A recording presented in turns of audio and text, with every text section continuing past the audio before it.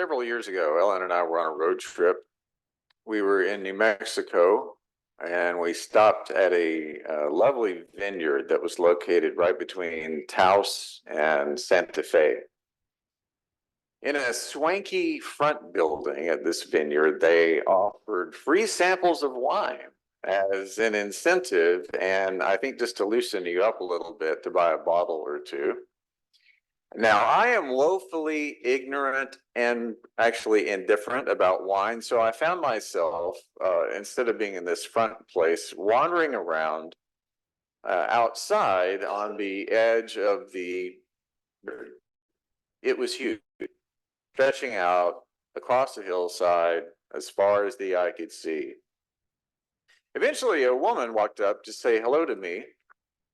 She was wearing this broad straw hat and covered in dust. She was wearing all, just like she had stepped out of an old Western movie.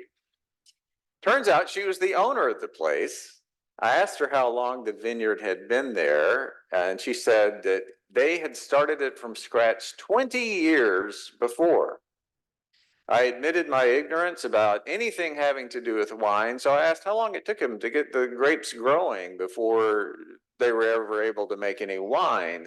And she said, well, it's about 2 years to get the plants established so that they could begin producing fruit. Then it was about 10 years before we actually made any profit, and that wasn't much. She said, you don't get into this business to make any money anyway.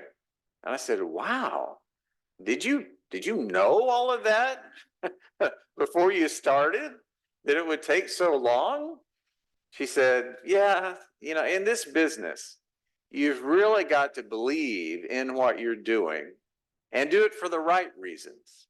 You want to make a living, of course, she said, but it's the wine that matters the most. People find joy in good wine, so we find joy in making for them.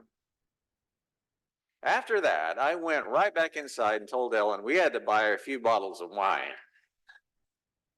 And that speech worked on me because it made me believe that she genuinely cared, this owner cared about what she was doing. She cared about making people joyful. In fact, that was the whole point. Now, it might not be a surprise to hear me say this, but I love the church. I love the people who make up the church, all of you, and why the church exists in the first place. A good church is a community that's gathered around a common cause, a joyful cause. People need community and belonging and authentic relationships, especially these days, I think. But really, in any time and place, everyone gets wounded and confounded. We can all feel lost. So church is very personal and very communal at the same time. People need spiritual nurture and ways to express gratitude for the gift of life and love by helping other people, to help others find that for themselves and to help others who simply need help. Because we're put here in the first place, I firmly believe, to help, to serve. Serving others, helping others, is how we find out who we are and why we are. So that's a pretty good cause. This past Tuesday, I stood out on the sidewalk right over here on the Lincoln Avenue side of the church with about 6 of our members, all of them wearing Foothills t-shirts. They were gathering together to drive over to Life Moves in Mountain View to serve meals to people. Life Moves does this. They serve meals and they house people who are transitioning from being homeless to better and more stable conditions and a better life. And I looked around at these folks from our church and I thought, this is the church right here in a nutshell. By what they were doing, that group was demonstrating, they were living out why the church exists, to help. And they were genuinely joyful about doing that together. It was awesome. And I'll admit also, I love the church because I'm idealistic and I'm optimistic. I always believe that our best days are ahead of us. no matter how many great things have come before. And I always believe that our challenges, no matter how big and scary they may seem from time to time, those are merely opportunities in disguise. I believe in taking chances because life's short, the clock's ticking, and we've been given this moment in time to make a better world. We all know the world can be very hurtful and confusing and scary. So I believe the healing we seek, the answers we crave, the wholeness we desire, and the peace we need can be found in the hands and the hearts and the voices of others who are going through the same stuff that we all experience. It can be found in having faith in each other. And as far as I'm concerned, that's the flesh and blood expression of having faith in God. We see and we know God because we see and we know each other. And we know that none of us are perfect, that we all mess up, that we're all works in progress, and that we're on a journey of discovery together. Now, we can't see over the next hill or around the next bend in the road, but we have faith that it will be great and it will be joyful because we're traveling that road together. What motivates me to get up every morning and to do what I do is that faith, believing in what is not yet fully seen. All the possibilities, having hope. I'm not a very doctrinaire kind of person. That might not come as a surprise to a lot of you. So all of the details that going into having a particular kind of faith really matter a lot less to me personally than having faith itself. Faith that we are made for a higher purpose than serving ourselves. Faith that we're all basically cut from the same bolt of cloth, even if we each might have variations of color or texture or pattern. Faith that there's a God who loves us no matter what, and that love is not only unconditional, but that it lasts forever, and that sharing that love with others is what matters most. Again, that is a great cause. It's good to be part of something like that, this thing, this family that we call a church.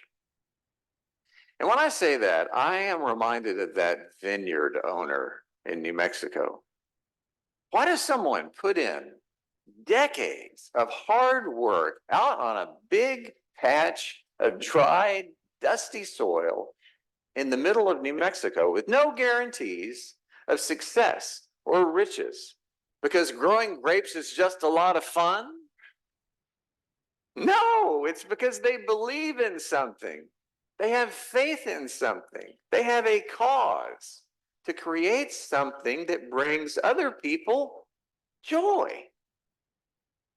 I think it's good to remind ourselves now and then of why it is that each of us, alike as we may be and as unique as we may be, choose to come together as a church in the first place. It's good to remind ourselves of our cause. One day, Jesus had a conversation with his followers. It was a talk that they felt compelled to remember and to repeat so that thousands of years later, we would also hear those words. Now, Jesus, we know, was a master at metaphor. And in that conversation, he refers to God as a vine grower and to himself as the vine. His followers, back then and today, are the branches of that vine, he says. Now, some branches of the vine bear fruit, grapes popping out in big bunches everywhere. Some branches don't so much. The branches that don't bear fruit have somehow lost their connection to the vine, to Jesus. In his words, they do not abide in him. But the branches that produce a lot of grapes, they have kept or reclaimed that connection, so they are abiding in him. Now, over the years, the metaphor in that passage has unfortunately caused people in churches a lot of unnecessary anxiety, mostly because you hear this and you think about grapes. Go ahead, picture big bunches of grapes on the vine. And it's natural that you relate each of those grapes to a person. So you relate numbers of people to the numbers of grapes. Now, that may not be how you think about it at all, but it's become the common wisdom that this metaphor about a vineyard has to do with how well your church is growing or not. So if your church is not growing, it is an indictment. You must be doing something wrong. You must not be abiding in Jesus somehow. I think that's kind of harsh. And I also do not believe that is what Jesus really meant. There are plenty of small churches that are wonderful, doing great stuff for other people. And there are plenty of ginormous churches that appear to me, at least, to be more about serving their own needs than serving other people.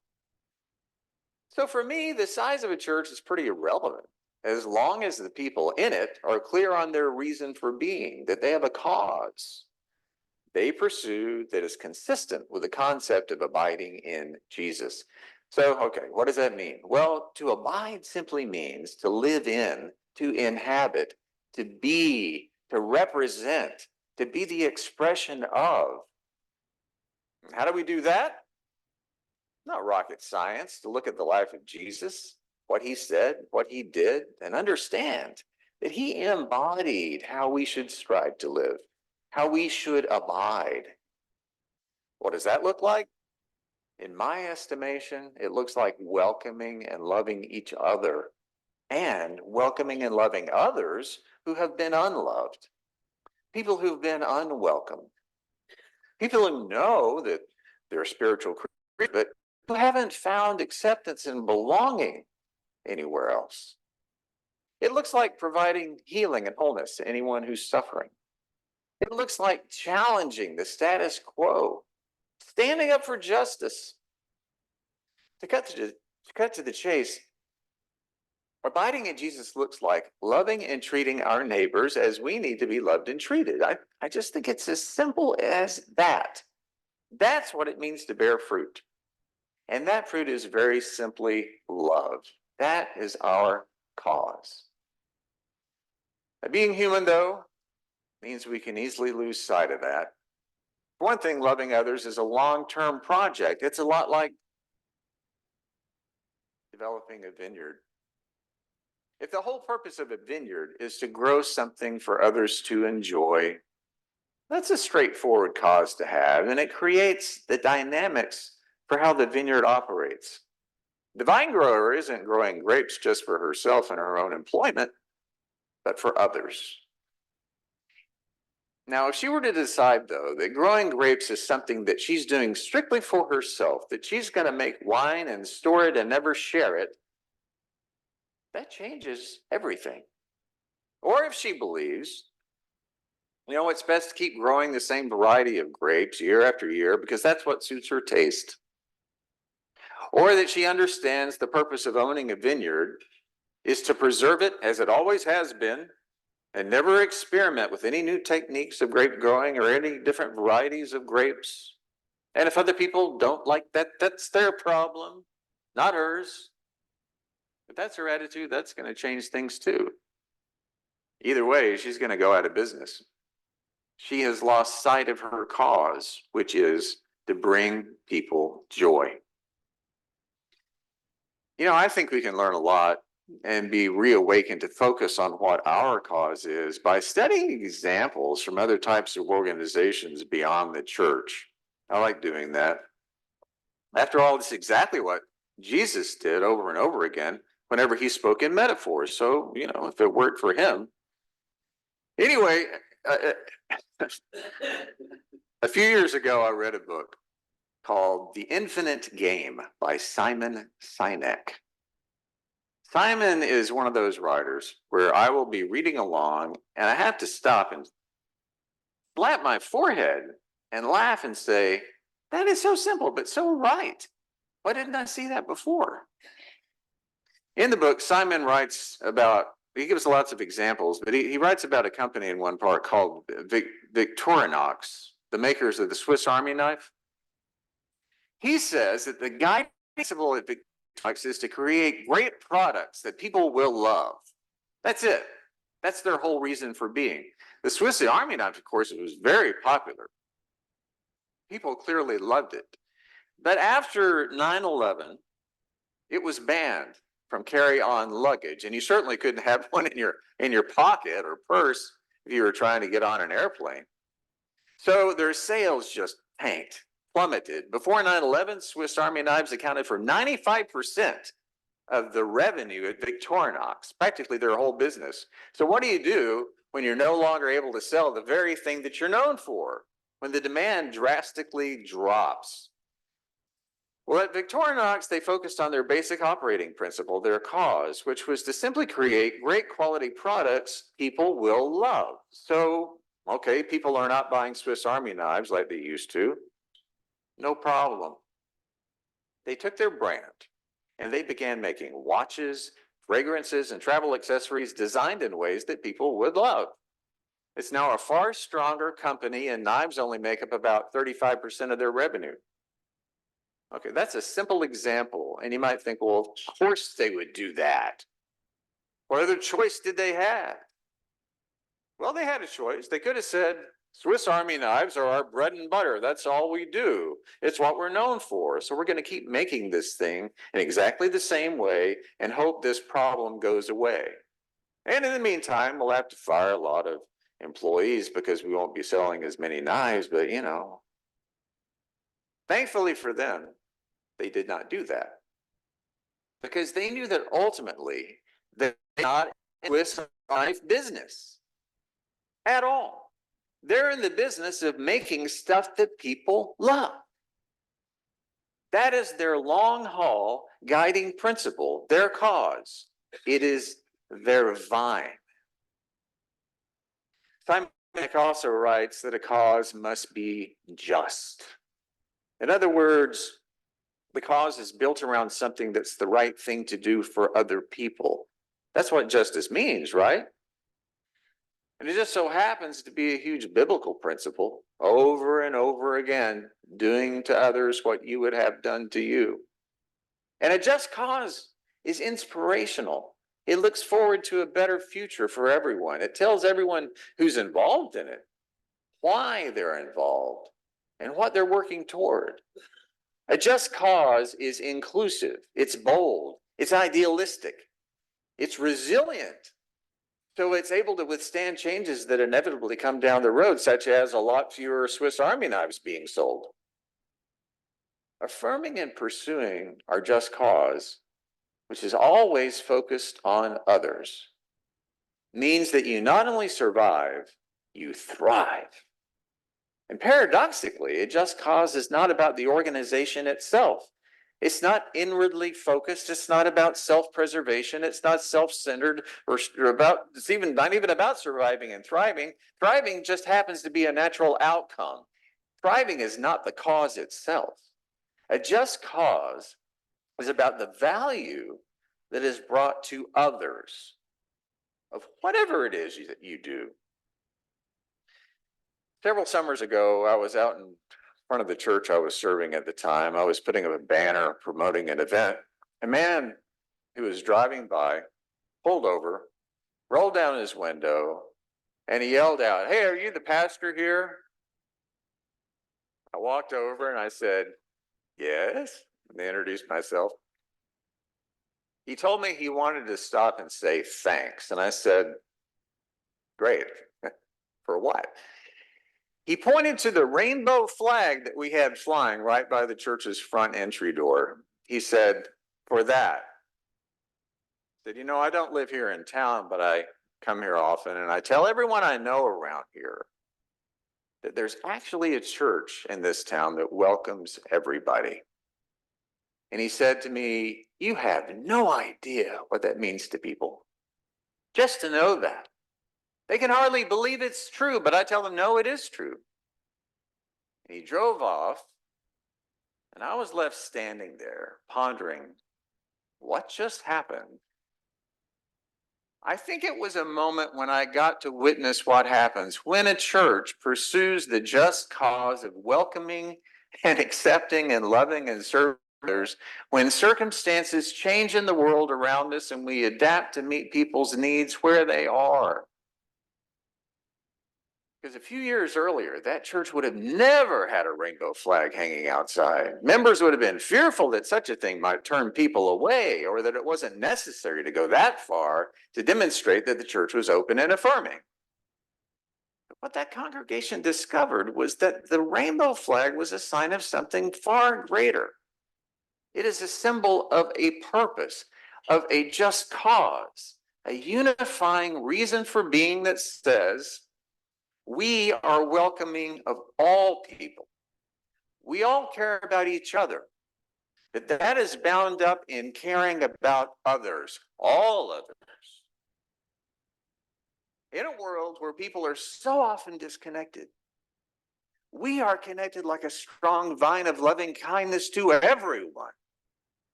And everyone is welcome here. And that's just one example among many I could name. And here together, I know, we do the same. We give of ourselves for the nurture and for the care of each other. Yes, we do, but we do that because the just cause we share is to nurture and care for our neighbors, whoever our neighbors may be, wherever they are in our journey. And when that happens, we bear fruit. We abide in the love of Jesus. We live in the joy of being the branches of the vine, and we will see our vineyard grow. Amen.